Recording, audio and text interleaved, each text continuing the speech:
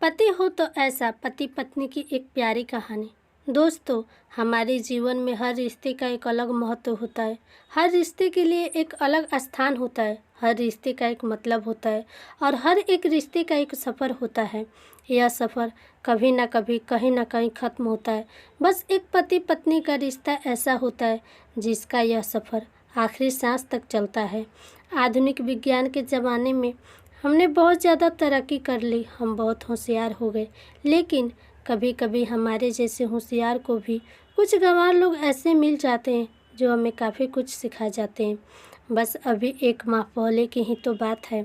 घर के पिछले भाग में मिट्टी डालने और प्लांट लगाने का काम रमण और काला इन पति पत्नी की जोड़ी को दिया था।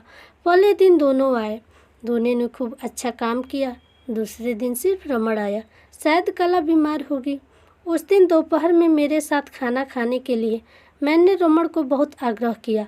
कई बार उससे कहा कि मेरे साथ खाना खा लो, लेकिन वह माना ही नहीं।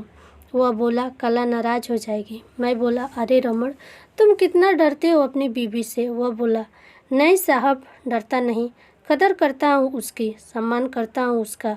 मुझे उसके शब्दों पर हंसना आ गया। मैंने उससे कहा अरे क्या रखा है उसमें, ना रंग है ना रूप, फिर क्यों इतना उसके पीछे पीछे भागता है। वह बोला कोई फर्क नहीं पड़ता साहब, रंग हो या ना हो, रूप हो या ना हो, लेकिन फिर भी वही मुझे जग में सबसे प्यारी लगती है।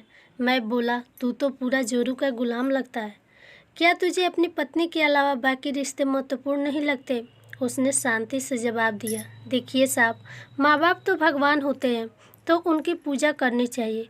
भाई बहन का रिश्ता तो जन्मजात होता है और दोस्ती नाता तो सिर्फ काम या मतलब के लिए होता है और बाकी सारे संबंधी मतलब के लिए ही होते हैं। अब देखिए जैसे कि आपका और मेरा नाता भी काम और पैसे का ही है ना। लेकिन साहब, पत्नी हमारी कोई नज़दीकी रिश्तेदार तो होती नहीं है, फिर भी वो अपने सारे संबंधों को छोड़कर हमेशा के लिए हमारी हो जाती है और हमारे हर सुख दुख में, हर दिन रात में, हर ऋतु में हमारा साथ देती है। आप मानो या ना मानो, सिर्फ पत्नी का एक रिश्ता नहीं है, वो कई रिश्तों का भंडार है।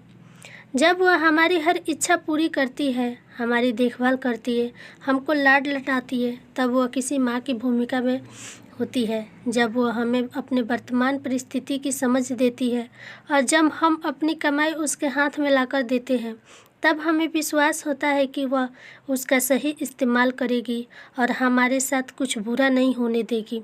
तब वह बाप की भूमिका निभा रही होती है, जब हमारे बारे में चिंतित होती है और जब वह हमें हमारी गलतियों को बताकर उसे सुधारने का मौका देती है, तब वह किसी बहन की भूमिका में होती है।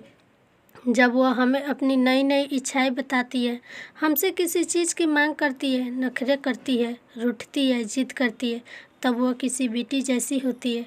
जब वह हमें कुछ नया सिखाती है, हमसे झगड़ती है, वह किसी दोस्त की तरह होती है। जब वह हमारे घर की और सारे रिश्तेदारों की सबकी जिम्मेदारी अपने सिर पर उठाती है, तब वह मालकिन होती है।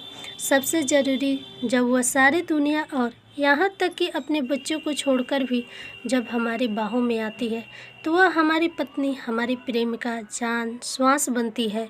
आप ही बताइए साहब, अगर मैं उसकी इज्जत करता हूँ, उसकी कदर करता हूँ, तो क्या मैं कोई गलत काम करता हूँ।